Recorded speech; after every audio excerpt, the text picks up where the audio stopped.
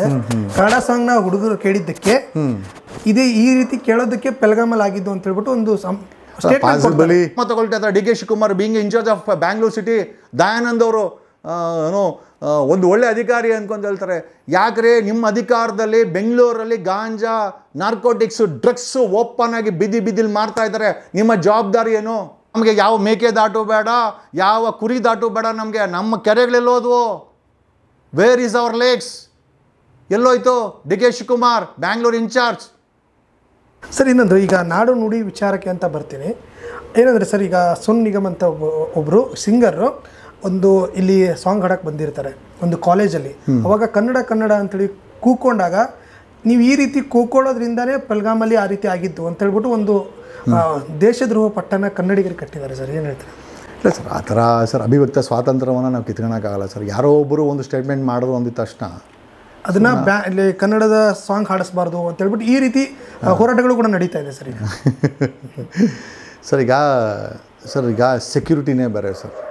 ಇಲ್ಲಿ ಯಾರು ಬ್ಯಾನ್ ಮಾಡು ಅಂತ ಹೇಳಿದ್ರು ಯಾರೂ ಕೂಡ ಕಾಶ್ಮೀರಿಗೆ ಹೋಗಿ ನಿಜವಾದ ಪರಿಸ್ಥಿತಿನ ಯಾರೂ ಕಣ್ಣಾರ ನೋಡಿಲ್ಲ ಸರ್. ನಾನು ನೋಡಿದ್ದೀನಿ. ಐ ಸೀನ್ ದಿಸ್ 2013 ನಾನು ಐ ಸೀನ್ ಕಾಶ್ಮೀರ್. ನಾನು ಇವತ್ತು ನೋಡಿಲ್ಲ. ಅಲ್ಲಿನ ಪರಿಸ್ಥಿತಿನೇ ಅಂತ ಗೊತ್ತಿದೆ ಸರ್. ಇಲ್ಲಿ ಕೂತ್ಕೊಂಡು ನಾವು ಮಾತಾಡೋದಕ್ಕೂ ಅಲ್ಲಿ ಫೇಸ್ ಮಾಡೋದಕ್ಕೂ ತುಂಬ ವ್ಯತ್ಯಾಸ ಇದೆ ಸರ್.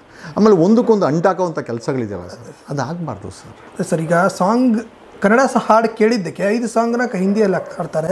ಕನ್ನಡ ಸಾಂಗ್ನ ಹುಡುಗರು ಕೇಳಿದ್ದಕ್ಕೆ ಇದೇ ಈ ರೀತಿ ಕೇಳೋದಕ್ಕೆ ಪೆಲ್ಗಾಮಲ್ ಆಗಿದ್ದು ಅಂತ ಹೇಳ್ಬಿಟ್ಟು ಒಂದು ಪಾಸಿಬಲಿ ಅವ್ರು ಏನು ಅರ್ಥದಲ್ಲಿ ಆ ಸ್ಟೇಟ್ಮೆಂಟ್ನ ಕೊಟ್ಟರೋ ಗೊತ್ತಿಲ್ಲ. ಆಮೇಲೆ ಕೊಡಬಾರ್ದಾಗಿತ್ತು ಒಂದು. ಸಾರಿ ಕೇಳೋ ನೆಪದಲ್ಲೂ ಅದೇ ಹೇಳಿದ್ದಾರೆ. ಕನ್ನಡದ 4 ಗುಂಡಾಗಳನ್ನು ಕೇಳಕ್ಕೆ ನಾನು ಹೇಳಿದ್ರು ಅಂತ ಹೇಳಿದ್ದಾರೆ. ಯಾಕಂದ್ರೆ ಕನ್ನಡದ ನಾಡಲ್ಲಿ ಕನ್ನಡ ಹಾಡು ಕೇಳೋದು ಎಲ್ಲರಿಗೂ ರೈಟ್ಸ್ ಇದೆ. ಬೈ ಚಾನ್ಸ್ ನಿಮ್ಗೆ ಇಷ್ಟ ಇದ್ರೆ ಆಡ್ಬೋದು, ಇಲ್ಲ ಆಡದಲ್ಲೇ ಇರ್ಬೋದು, ನಿಮ್ಮ ವೈಯಕ್ತಿಕ ಸ್ವಾತಂತ್ರ್ಯ ಅದು. ಬಟ್ ಒಂದು ಕನ್ನಡವನ್ನು ಕರ್ನಾಟಕದಲ್ಲಿರೋರೆಲ್ಲರೂ ಭಯೋತ್ಪಾದಕರು ಅನ್ನೋದು ಹೇಳಿಕೆ ಕೊಟ್ಟಿದ್ದು. ಅದಕ್ಕೋಸ್ಕರ ಈ ಕನ್ನಡ ಇಂಡಸ್ಟ್ರಿ ಆಗಲಿ ಮತ್ತು ಪ್ರತಿಯೊಬ್ಬರು ಸೇರ್ಕೊಂಡು ಹೋರಾಟ ಮಾಡ್ತಾ ಇದ್ದಾರೆ, ಇದನ್ನ ಬ್ಯಾನ್ ಮಾಡ್ಬೇಕಂತ. ಕನ್ನಡ ಸಾಂಗ್ಗಳನ್ನ ಹಾಡಿಸಬಾರ್ದು ಅಂತ. ಅಂದ್ರೆ ಆದ್ರೆ ದೊಡ್ಡ ಅಂದ್ರೆ ಕರ್ನಾಟಕದಲ್ಲಿರೋ ಎಲ್ಲರೂ ಭಯೋತ್ಪಾದಕರು ಆತರ ಹೇಳಿಕೆ ಸ್ಟೇಟ್ಮೆಂಟ್ ಕೊಟ್ಟಿರೋದು ಕೊಡಬಾರ್ದು. ಹಾಗಾಗಿ ಆ ಹೇಳಿಕೆಗೋಸ್ಕರ ಕೊಡಬಾರ್ದು. ಈ ಶುಡ್ ಅಪಾಲೈಸೈಸ್ ಸರ್. ಅಪಾಲೈಸ್ ಆಮೇಲೆ ಕಲೆಯನ್ನು ನಾವು ಈಗ KRS ಡ್ಯಾಮನ್ನು ನಾವು ನೀರಿನ ಹೆಂಗೆ ಕಟ್ಟೋದು ಹಂಗೆ ಅದೇ ರೀತಿ ಕಲೆನೂ ಅಷ್ಟೇ. ಐ ಥಿಂಕ್ ನಾವು ಅವರು ಅಪಾಲಜಿ ಕೇಳಬೇಕು ಸರ್. ಆ ಥರ ಕೇಳಿದರೆ ಡೆಫಿನೆಟಾಗಿ ಅವ್ರು ಅಪಾಲಜಿ ಕೇಳಬೇಕು. ಅದು ತಪ್ಪು. ಕನ್ನಡಿಗರನ್ನ ಅವಮಾನ ಮಾಡೋದು ನಾವು ಕೂಡ ಸುಮ್ಮನೆ ಇರಲ್ಲ. At the same time ban ಮಾಡ್ತೀವಿ ಅಂತ ಹೋರಾಟ ಮಾಡೋದಕ್ಕಿಂತ ಇನ್ನೂ ದೊಡ್ಡ ಸಮಸ್ಯೆಗಳಿದೆ ಸರ್. ಇಲ್ಲಿ ಬರೀ ಅನ್ವಾಂಟೆಡ್ ಸರ್. ನಮ್ಮ ದೇಶದಲ್ಲಿ ಯಾವುದೂ ಕೂಡ ಸಾಂಕೇತಿಕವಾಗಿ ಕೊನೆ ಆಗಬೇಕು ಸರ್.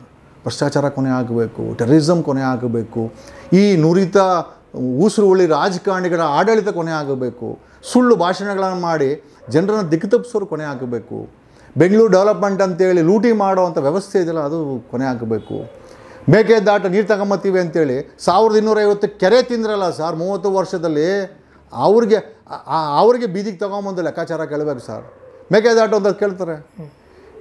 ಅಲ್ಲಿನ ನೀರನ್ನು ಅಲ್ಲಿಂದ ತೊಗೊಂಬತ್ತೀವಿ ಅಂತ ಜನಗಳ ಮೇಲೆ ಹೂವು ಇಕ್ಕುವಂಥ ನೀವುಗಳು ಬೆಂಗಳೂರಲ್ಲಿ ಇದ್ದಂಥ 1450 ಕೆರೆಯಲ್ಲಿ 1250 ಕೆರೆನ ತಿಂದಾಕಿದ್ದೀರಲ್ಲ, ಯಾವ ನೈತಿಕತೆ ಇದೆ ನಿಮಗೆ? Why are you fooling? ನಾನು ಡಿ ಕೆ ಶಿವಕುಮಾರ್ಗೆ ಕೇಳ್ತೀನಿ. ನೀವು ಕೂಡ ಕಾಂಗ್ರೆಸ್ಸವರು ಆಡಳಿತ ಮಾಡಿದ್ದಾರೆ. ಬೆಂಗಳೂರಲ್ಲಿ 1250 ಕೆರೆ ಮಾಯ ಆಗಿದೆ. ಕರ್ನಾಟಕದಲ್ಲಿ 41,000 ಕೆರೆ ಇತ್ತು. ಮೊನ್ನೆ ಕಮಿಟಿ ಮಾಡಿ ಎಲ್ಲ ಅವರೇ ಆಡಿಟ್ ಮಾಡಿ ಕೃಷ್ಣ ಬೈರೇಗೌಡನ ಎಲ್ಲ ಮಾಡಿದಾಗ 11,000 ಕೆರೆ ಕರ್ನಾಟಕದಲ್ಲಿ ಮಾಯ ಆಗಿದೆ ಸರ್. ಯಾರಿಗೆ ಸರ್ ಇವರು ದಿಕ್ತಪ್ಪಿಸ್ತಾರೆ? ಇವರು ಎತ್ತಿನಹೊಳೆ ಅಂತ ಇಲ್ಲೊಂದು 16 ವರ್ಷಗಳ ನೀರು ತಗೊಂಬತ್ತೇವೆ ಸರ್. ಅದ್ರಲ್ಲಿ ಒಂದು ದೊಡ್ಡ ನೀರು ಬಂದಿದ್ದಿಲ್ಲ, ಬರೀ ಎತ್ತಿನಹೊಳೆ ಅಂತಾರೆ. ಜನಗಳಿಗೆ ಕಾಗೆ ಹಾರಿಸೋದು. ಈ ಕಡೆ ನೋಡಿದ್ರೆ ನಾನು ಇಲ್ಲಿ ಏನೋ ತಮಿಳ್ನಾಡಿಂದ ನೀರು ತಗೊಂಬತ್ತೀವಿ ಅಂತಾರೆ, ಕಾಗೆ ಹಾರಿಸೋದು. ಆಮೇಲೆ ಕಾವೇರಿಯಿಂದ ನೀರು ತರೋದು ಸರ್ ನಾವು ಕುಡಿಯೋಕ್ಕೆ ಸರ್. ಬೆಂಗಳೂರಲ್ಲಿರೋ ಬಿಲ್ಡರ್ಗಳು ಮನೆಗಳು ಕಟ್ಟೋಕ್ಕಲ್ಲ ಸರ್ ಕುಡಿಯೋಕ್ಕೆ ನೀರು ಕೊಡೋಲ್ಲ ಸರ್. ಬಿಲ್ಡರ್ಗಳಿಗೆ ದೊಡ್ಡ ಪೈಪ್ಗಳು ಹಾಕಿ ನೀರುಗಳು ಬಿಟ್ಟು ಜನಗಳು ಮಡಕೆ ಹಿಡ್ಕೊಂಡು ನಿಂತ್ಕೊತಾರೆ, ಬೆಂಗೆ ಹಿಡ್ಕೊಂಡು ನಿಂತ್ಕೊತಾರೆ. ಯಾವ ಗತಿಗೆ ತಂದಿಕ್ಕವ್ರೆ ಸರ್ ಬೆಂಗಳೂರನ್ನು ಸರ್? ಈಗ ಮುಂಚೆ BJP ಇರ್ಬೇಕಾದ್ರೆ ರೋಡಲ್ಲಿ ಹಳ್ಳ ಇತ್ತು ಸರ್. ಈಗ ಹಳ್ಳದಲ್ಲಿ ರೋಡ್ ಇದೆ ಸರ್.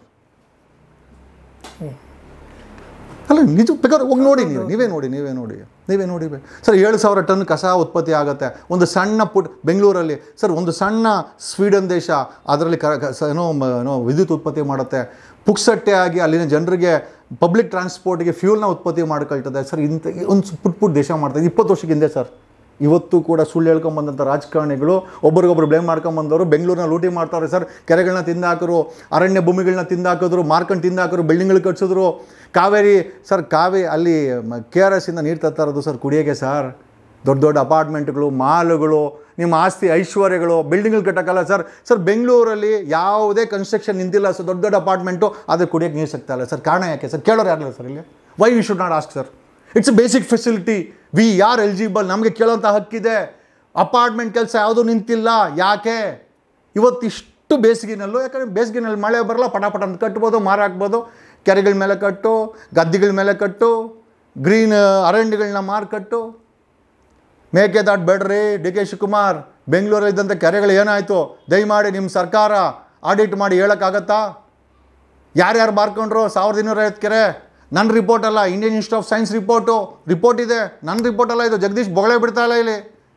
ನಿಮ್ಮ ಮನೆಯಿಂದ, ಸದಾಶಿವನವ್ರ ಮನೆಯಿಂದ Indian Institute of Science 3 kilometre 2 kilometre ಇರ್ಬೋದು, 3 ಕಿಲೋಮೀಟರ್ ಇರೋಂಥ ಸಂಸ್ಥೆ, ಐತಿಹಾಸಿಕ ಪರಂಪರೆ ಇರೋಂಥ ಸಂಸ್ಥೆ, well known established Indian Institute of Science has given 1990ರಲ್ಲಿ 1450 ಬೆಂಗಳೂರಲ್ಲಿ ಕೆರೆ ಇದ್ವು.